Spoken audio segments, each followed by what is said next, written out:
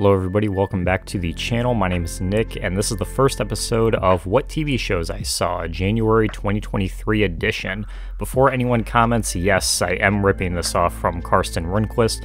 I am a big fan of him, and Karsten, if you are watching this, keep doing what you're doing, man. Big inspiration to us all, and I hope you enjoy the video. The first thing I saw this month was The Last of Us. This is easily one of the most anticipated shows of 2023, and it delivered on all fronts. The cast here is incredible, the world building is excellent, the action scenes are some of the best on TV currently. It has that perfect blend of suspense and comedic relief that you expect from HBO, and above all else, the production design here is just incredible to look at. The sets are insane.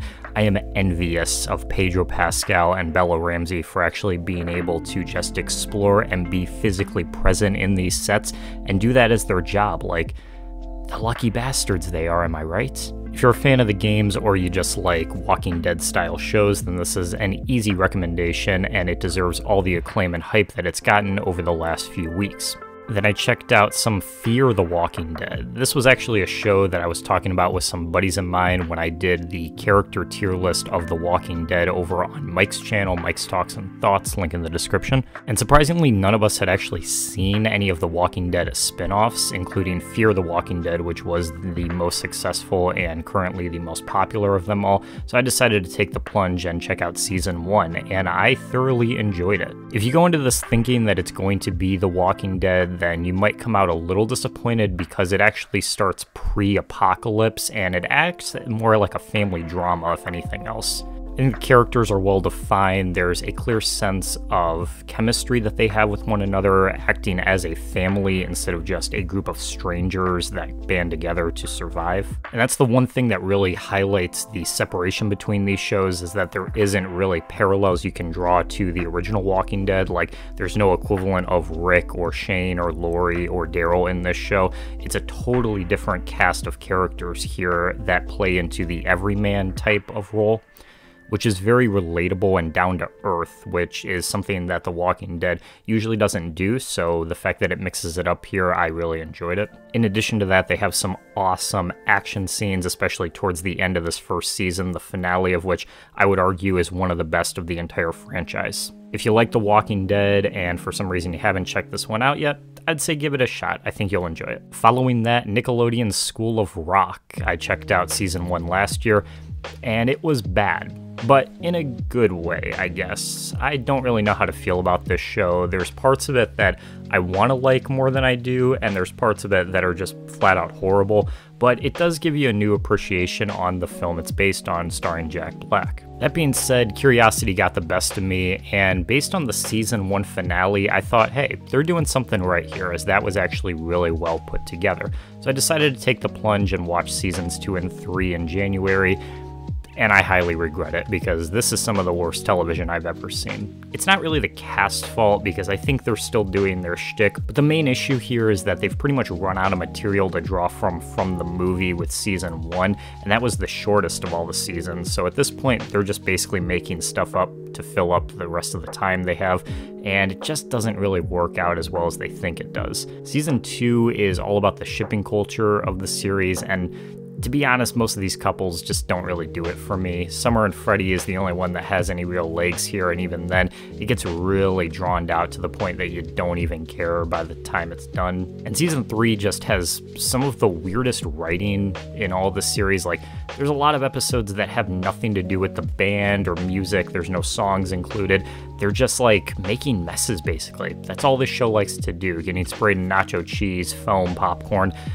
Oh god, the popcorn. We don't talk about the popcorn scene. All in all, like, it's definitely not the worst Nickelodeon show I've ever seen. I still enjoyed my time with it, if not for the fact that the cast is really fun.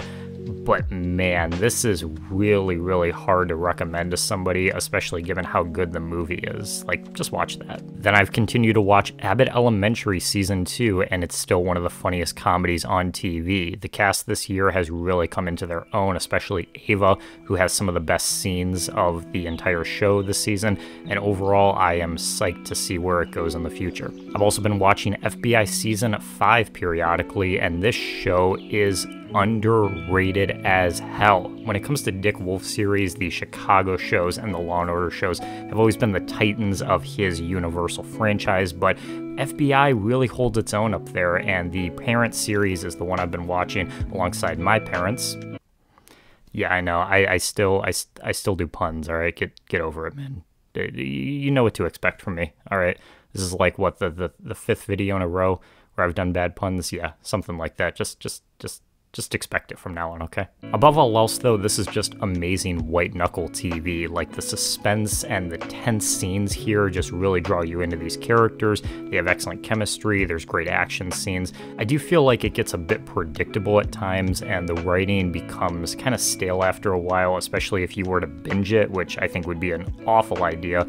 But as a week-to-week series, this is, like, perfect. When I come home from a long day at work, I just need something to turn my brain off to. This is the series I look forward to most watching now, every Tuesday at 8 o'clock. I've also been watching the Night Court revival on NBC, the highly anticipated return of the flagship sitcom, and it has been just okay.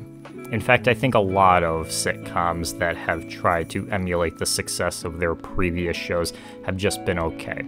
More on that later. But as far as what Night Court does well, I think the cast here is really fun. Melissa Rauch really tries her hand at a definitely more serious performance that she's given in the past, and John Larroquette is as funny as ever. The one downside, though, is that a lot of the new characters don't really stand out as much as I wish they were. Their writing feels a little bit flat, and the series as a whole just kind of comes into more cliche territory than I would expect from something like Night Court. On top of that, this being the highest rated premiere of the entire 2022 to 2023 season so far has definitely lent it to be labeled as overrated by a good number of critics, which I disagree with. I think it's perfectly fine for what it is. There's nothing inherently amazing about it. There's nothing inherently terrible about it either. If you're looking for something to just kind of relax to after a hard shift, then this is something you can come to and just get a few chuckles out of.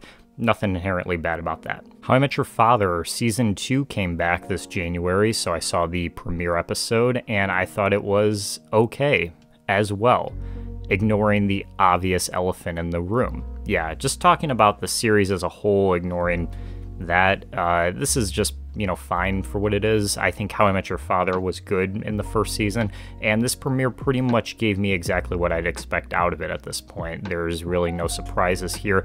The cast do a good job, writing solid all in all, but there's just nothing that really sticks with me, unfortunately, for this to be the big Season 2 premiere and bring me back into this world. I would have liked a little more pizzazz with it, if that makes sense. And yeah, as far as Barney's return go, it was okay, It was more of a tease than anything else. It wasn't like a full Robin cameo where she had a real scene and stuff. He was just kind of there, but they do promise to bring him back in future episodes, so I guess we'll see what that actually looks like. I'll probably go more in depth in this in a future video at some point anyway, so for now I'll just say it was nice to see him. Speaking of Season 2 premieres, American Auto came back, and this show is a gem buried in a sea of mediocre comedies. This is one of the best premieres I've seen in a long time for Season 2, picks back right where Season 1 left off, and the great guest performance from Eric Stonestreet here makes this one to remember. Then I checked out CSI New York, Season 9, Episode 4, Unspoken. Weirdly specific, I know, but there's a reason for it. So remember my last video where I did the big Green Day deep dive into their discography, and I ranked every single song they've ever made from worst to best, nearly 300 songs ranked from top to bottom? Yeah, that was a fun video to make.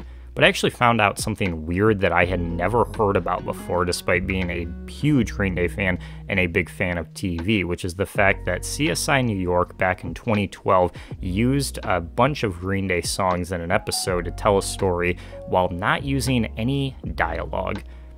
If that sounds stupid, it's because it is. Listen, I've never been a big CSI guy, so this inherently wasn't going to be for me to begin with. I'm only here to see what songs they used and how they actually implement them into the story.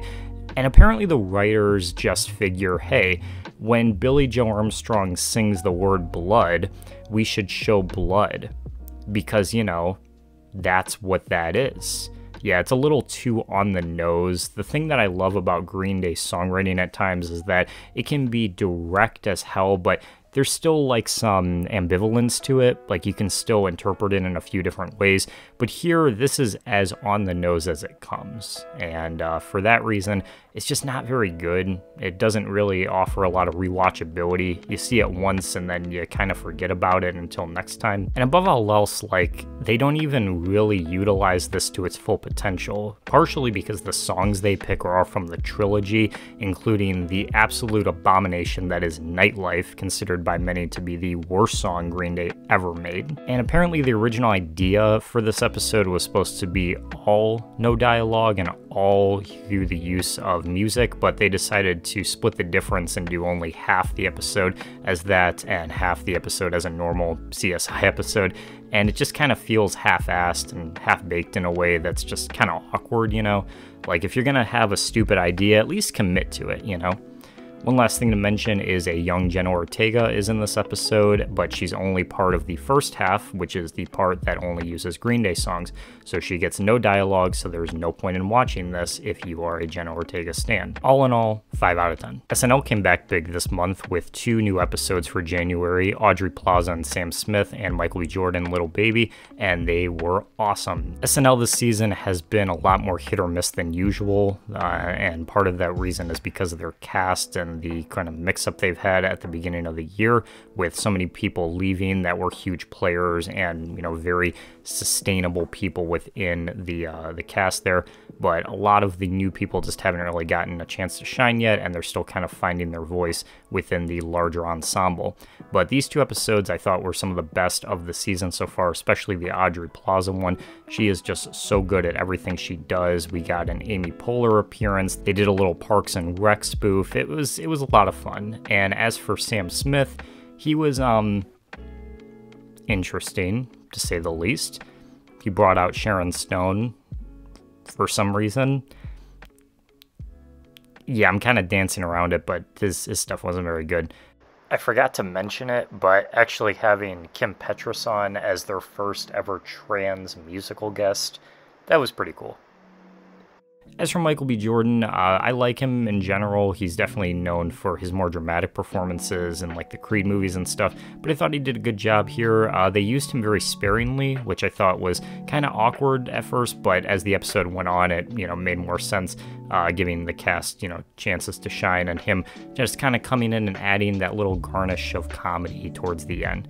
And as far as Little Baby goes, again, music performances never been SNL's strong suit, so this didn't really do it for me as much as I love Lil Baby, but yeah, it just didn't sound very good. But all in all, these are good episodes, and SNL is back on a winning streak, which I can always get behind. The Critics' Choice Awards was this month, and I decided to check that out, and it was a pleasant surprise. I don't usually watch the Critics' Choice Awards. The only award shows I tend to check out are the Oscars and the Emmys for obvious reasons, but this was a fun little excursion, and it was only 2 hours long, so it wasn't unbearable to sit through and watch these pretentious assholes give their award speeches that go on for so fucking long. It was great seeing Better Call Saul get some love, as well as Abbott Elementary, and The Bear. Jeremy Allen White is an absolute beast. Season 2 is going to be phenomenal. And pretty much all the other nominees I thought were very well deserved. Even if I hadn't seen the show, I just heard amazing things about it. The winners, obviously people that I would pick, so I felt very at home here. And even for the movie categories, even though I don't watch like any movies, I am keeping up with the Oscar race this year, and holy shit, Brendan Fraser, he is taking home that trophy, ladies and gentlemen. It is confirmed in the books. Easily one of the coolest speeches of the entire show. Then I watched Bizaardvark Season 1, and this was a show that I was pleasantly surprised by. This series I've known about forever. This has been one of Disney's most popular shows ever since its premiere back in 2016. It has a huge lineup of guest stars and main cast members that have gone on to do just absolutely insane numbers in all sorts of different mediums, music, social media, YouTube, you name it. So everybody has seen, or at least have heard about this show in some way or another. So I finally decided to give it a shot, and I liked it. The basic premise revolves around 2 tween girls named Paige and Frankie who start working at this company called Vugal, which is an in-universe spoof of YouTube, and they start this channel called Bizaardvark where they post little sketches and music videos and little comedy videos, and eventually they start getting more comfortable with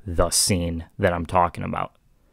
And if you don't know the scene I'm talking about, well then, you haven't seen the very, very, very, very bottom of the barrel now, have you? And once you've seen all that shit, like I have, you can come back to Velma and tell me with a straight face that it's the worst television you've ever watched. Because God only knows there's so much more below it. Hundreds, maybe even thousands of shows. This shit doesn't even compare to what's out there, folks.